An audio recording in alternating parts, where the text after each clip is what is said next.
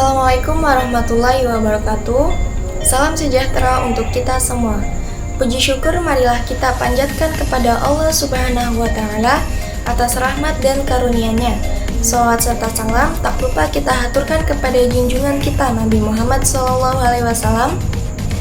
Yang saya hormati Ibu Eli Siti Maria Ulfah MPD selaku dosen pengampu mata kuliah landasan pendidikan era digital, dan teman-teman sekalian yang saya banggakan. Sebelumnya, izinkan saya memperkenalkan diri.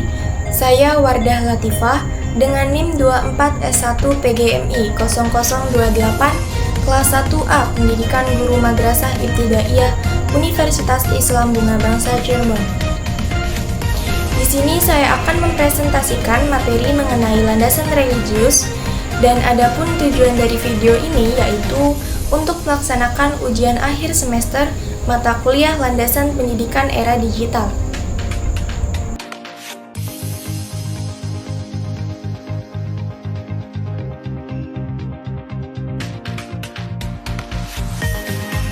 Baiklah, kita masuk ke materi yang pertama.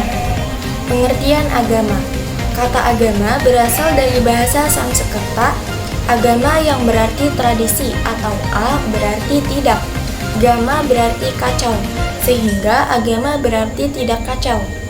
Nah, menurut Kamus Besar Bahasa Indonesia, agama adalah sistem yang mengatur tata keimanan atau kepercayaan dan peribadatan kepada Tuhan Yang Maha Kuasa, serta tata kaidah yang berhubungan dengan pergaulan manusia dan manusia serta lingkungannya. Sedangkan menurut Emil Durkheim mengatakan bahwa agama adalah suatu sistem yang terpadu yang terdiri atas kepercayaan dan praktik yang berhubungan dengan hal yang suci. Nah, maksudnya kita sebagai umat beragama semaksimal mungkin berusaha untuk terus meningkatkan keimanan kita melalui rutinitas beribadah mencapai rohani yang sempurna kesuciannya. Nah, dari pengertian agama di atas dapat disimpulkan bahwa agama merupakan sistem yang mengatur kepercayaan dan peribadatan kepada Tuhan serta kaidah yang berhubungan dengan budaya serta pandangan dunia. Selanjutnya yaitu ciri-ciri agama. Yang pertama yaitu terdapat substansi yang disembah. Esensi dari keagamaan adalah penyembahan terhadap sesuatu yang dianggap berkuasa yang ada dalam diri manusia serta adanya rasa kecenderungan manusia terhadap kekuatan yang mereka rasakan sebagai sumber kehidupannya. Yang kedua yaitu adanya kitab suci. Nah, kitab suci merupakan suatu ciri khas dari suatu agama.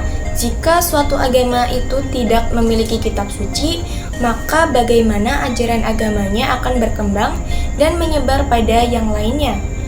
Nah, kitab suci ini dikelompokkan menjadi dua. Yang pertama yaitu kitab suci Samawi, seperti agama Yahudi, kitab sucinya Taurat, agama Kristen, kitab sucinya Injil, dan agama Islam, kitab sucinya Al-Quran. Nah, serta kitab tabi'i, seperti agama Hindu, kitab sucinya Weda, dan agama Buddha, kitab sucinya Tripitaka. Ciri yang ketiga yaitu pembawa ajaran. Dalam agama, pembawa ajaran suatu agama menerima amanat atau ajaran dari Tuhannya untuk disampaikan kepada masyarakat atau pengikutnya. Ciri yang keempat yaitu pokok-pokok ajaran. Nah, setiap agama pasti memiliki pokok-pokok yang wajib bagi pengikutnya. Setiap ajaran yang baik, percaya atau tidak, bagi pemeluknya itu wajib untuk mempercayai ajarannya. Selanjutnya ciri-ciri yang kelima, yaitu aliran-aliran.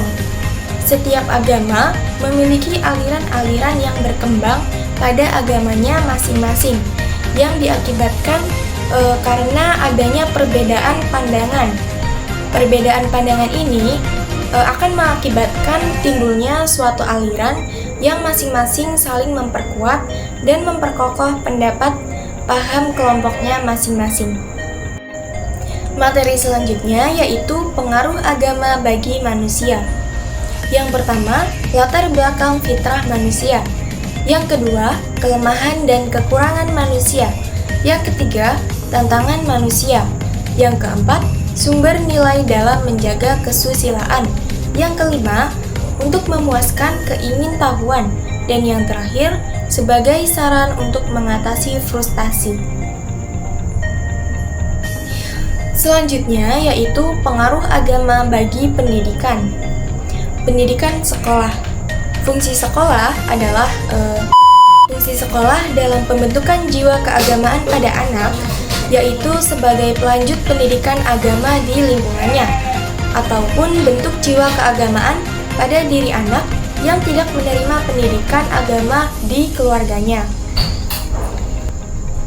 Pendidikan luar sekolah terbagi menjadi dua, yaitu pendidikan di keluarga. Keluarga merupakan lembaga pendidikan yang pertama dan yang paling utama dalam proses pendidikan. Oleh karena itu, perlu adanya pendidikan keagamaan dalam anggota keluarga tersebut. Yang kedua, pendidikan masyarakat.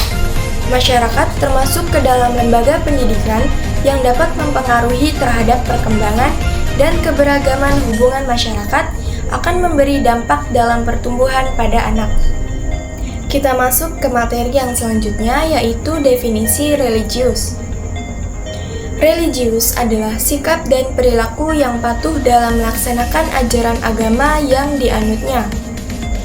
Religius juga berisi nilai-nilai kerohanian yang tertinggi sifatnya mutlak dan abadi, serta bersumber pada kepercayaan dan keyakinan. Selanjutnya yaitu pengertian landasan religius pendidikan. Nah, sebagai warga negara Indonesia yang disebutkan dalam Pancasila Sila ke-1 yang berbunyi ketuhanan yang Maha Esa, bahwasannya kita wajib beragama sesuai dengan kepercayaan dan keyakinan masing-masing, sehingga lahirlah landasan religius pendidikan. Landasan religius merupakan seperangkat asumsi-asumsi yang bersumber dari ajaran agama yang dijadikan titik tolak dalam pelaksanaan pendidikan. Materi yang selanjutnya yaitu Quran yang membahas tentang pendidikan. Beberapa surat dan ayat Al-Quran yang membahas pendidikan, salah satunya yaitu surat Al-Alaq ayat 1-5. Surat Al-Alaq ini merupakan surat yang pertama kali diturunkan kepada Rasulullah SAW yang menunjuk pada ilmu pengetahuan, yaitu dengan memerintahkan membaca sebagai kunci ilmu pengetahuan. Ayat ini juga dapat dijadikan sebagai alasan bahwa ilmu pengetahuan itu sangat penting dalam kehidupan manusia. Allah memerintahkan agar manusia membaca sebelum melakukan pekerjaan dan ibadah yang lainnya. Ayat ini juga menunjukkan karunia Allah kepada manusia, sebab ia dapat menemukan kemampuan belajar bahasa.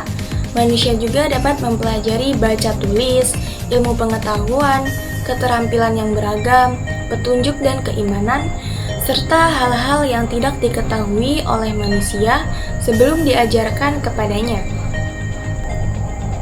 Adapun materi pendidikan yang tergambar dalam surat Al-Alaq pada ayat 1 dan 3, yaitu membaca. Membaca merupakan materi pertama yang disebutkan dalam surat Al-Alaq. Hal ini sesuai dengan perkembangan daya serap serta didik. Ayat keempat yaitu menulis. Pelajaran menulis tidak kalah pentingnya dari membaca.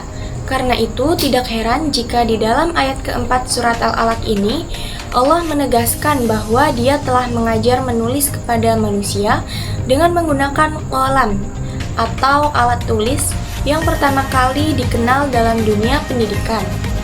Menulis juga merupakan hal yang sangat penting dalam pengembangan ilmu pendidikan. Dan ayat yang kedua yaitu mengenal diri melalui proses penciptaan sebagai biologis. Materi pendidikan ketiga yang mengandung keterampilan dapat diungkapkan dalam surat Al-Alaq, yaitu tentang penciptaan secara fisik yang bermula dari Al-Alaq. Materi yang selanjutnya, hadis yang membahas tentang pendidikan. Dalam hadis yang pertama, Husain bin Ali meriwayatkan bahwa Rasulullah SAW bersabda, "Menuntut ilmu wajib bagi setiap orang Islam." Hadis riwayat Al-Baihaqi. Ilmu pengetahuan sangat dibutuhkan oleh manusia untuk mencapai kebahagiaan dalam hidupnya, baik di dunia maupun di akhirat. Sehubungan dengan itu, Allah mengajarkan kepada Adam dan semua keturunannya. Dengan ilmu pengetahuan itu, manusia dapat melaksanakan tugasnya dalam kehidupan ini, baik tugas khilafah maupun tugas ubudiyah. Oleh karena itu, Rasulullah menyuruh, menganjurkan, dan memotivasi umatnya agar menuntut ilmu pengetahuan. Dalam hadis yang kedua, Abu Hurairah meriwayatkan bahwa Rasulullah SAW bersabda, "Barang siapa yang menempuh jalan menuntut ilmu, akan dimudahkan Allah jalan untuknya ke surga." Hadis riwayat Muslim, At-Tirmizi, Ahmad, dan Al-Baihaqi. Bagi orang yang beriman, tantangan itu tidak perlu menjadi hambatan. Sebab, selain tantangan, ia juga memiliki motivasi yang sangat besar. Orang-orang yang mencari ilmu dengan ikhlas akan dibantu oleh Allah dan akan dimudahkan baginya jalan menuju surga. Berikutnya adalah fungsi landasan religius. Yang pertama, sebagai pembentukan jiwa dan keagamaan. Yang kedua adalah pelanjut pendidikan agama di keluarga. Yang ketiga, mengubah sikap diri agar lebih paham terhadap agama yang dianutnya. Yang terakhir, membentuk jiwa keagamaan pada diri yang tidak mendapatkan pendidikan agama dari keluarganya. Materi yang selanjutnya yaitu urgensi landasan religius pendidikan. Pendidikan merupakan suatu usaha yang disengaja diperuntukkan dalam upaya untuk mengantarkan peserta didik menuju pada tingkat kematangan atau kedewasaan baik moral maupun intelektual. Manusia sejatinya berpotensi untuk melakukan kebaikan, keburukan, kesucian, kelembutan, kekerasan, dan kemaksiatan. Dengan adanya pendidikan, setiap potensi-potensi yang ada dalam diri manusia akan diarahkan kepada hal-hal yang positif, sehingga bisa menjadi insan yang beragama. Kepentingan pendidikan tidaklah semata-mata hanya berorientasi pada cita-cita intelektual saja, namun merupakan nilai-nilai individual dan sosial juga. Nah, artinya, proses pendidikan di samping menuntut dan memancing potensi intelektual seseorang, juga menghidupkan dan unsur manusiawi dalam dirinya. Dengan landasan pendidikan keagamaan, yaitu keimanan dan ketakwaan. Undang-undang dan fenomena di dunia pendidikan menjadikan agama wajib untuk dijadikan landasan dalam proses pendidikan. Sebagaimana dalam Undang-Undang Nomor 20 Tahun 2003 tentang Sindiknas, pasal 30 ayat 3 tertulis bahwa pendidikan keagamaan dapat diselenggarakan pada jalur pendidikan formal, non-formal, dan informal. Nah, pasal ini mengimplikasi bahwa pada setiap jenjang pendidikan harus diadakannya pendidikan keagamaan. Selanjutnya, materi yang terakhir yaitu penerapan landasan religius pendidikan dalam penyelenggaraan pendidikan di Indonesia. Landasan religi terwujud jelas pada rumusan Undang-Undang Nomor 20 Tahun 2003 tentang Sisdiknas pasal 30 ayat 3. Sebagai contoh penerapan pembelajaran kegiatan infak dan sedekah mendidik peserta didik untuk berbagi kepada semua atas dasar Al-Quran atau kitabnya masing-masing. Nah, seperti yang saya jelaskan sebelumnya bahwa pasal ini berisi tentang usaha untuk mewujudkan suasana belajar dan proses pembelajaran agar peserta didik secara aktif mengembangkan potensi dirinya untuk memiliki kekuatan spirit, keagamaan, mengendalikan diri, kepribadian, kecerdasan, akhlak mulia, serta keterampilan yang diperlukan dirinya, masyarakat, bangsa, dan negara, yang berdasarkan pada Pancasila dan Undang-Undang Dasar Negara Republik Indonesia tahun 1945, yang berdasarkan pada nilai-nilai agama, kebudayaan nasional Indonesia, dan tanggap terhadap tuntunan perubahan zaman. Sekian pemaparan materi dari saya, kurang dan lebihnya mohon maaf. Buah durian biji selasih. Cukup sekian dan terima kasih. Wassalamualaikum warahmatullahi wabarakatuh.